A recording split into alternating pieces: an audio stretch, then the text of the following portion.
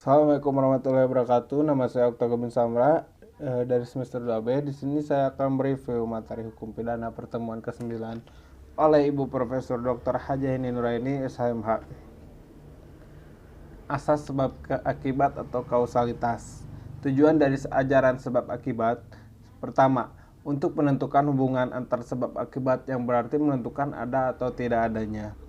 Yang kedua, untuk menentukan pertanggungjawaban seseorang atas suatu akibat tertentu yang berupa suatu tindak pidana. Ajaran kausalitas merupakan unsur objektif dari tindak pidana karena terdapat di luar dari pelaku, yaitu yang berupa perbuatan. Dalam rumusan delik ditentukan adanya unsur akibat dari suatu perbuatan. Maka untuk menentukan unsur perbuatan yang menimbulkan akibat itu dipergunakan ajaran sebab akibat. Teori-teori ajaran sebab akibat atau kausalitas. Ada teori conditio sine qua non atau teori ekivalensi atau teori syarat mutlak. Tiap syarat adalah sebab dan semua syarat mempunyai nilai sama.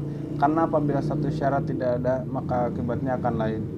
Baik syarat positif maupun syarat negatif sama-sama sebagai penyebab timbulnya akibat, sehingga jika salah satu syarat tidak terpenuhi maka akibat konkretnya lain pula.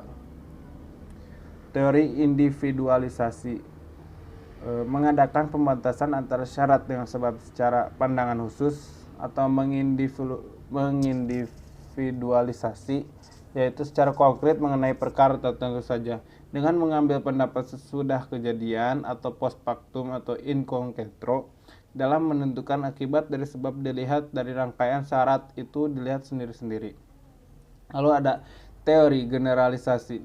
Teori ini melihat peristiwa sebelum kejadian, yaitu serentetan syarat yang merupakan perbuatan manusia yang menjadi akibat dari suatu peristiwa, yaitu dilihat dari perhitungan yang layak atau pengalaman hidup yang umum terjadi. Menurut teori ini harus dicari sebab yang sama adequate untuk mendapat menimbulkan akibat yang bersangkutan. Oleh karena itu teori ini disebut teori adequate. Ukuran dari teori ini adalah keadaan atau kebiasaan sehari-hari yang kejadiannya dan muncul. Terima kasih. Cukup sekian. Mohon maaf apabila banyak kesalahan. Wabillahi taufiq wal hidayah. Wassalamualaikum warahmatullahi wabarakatuh.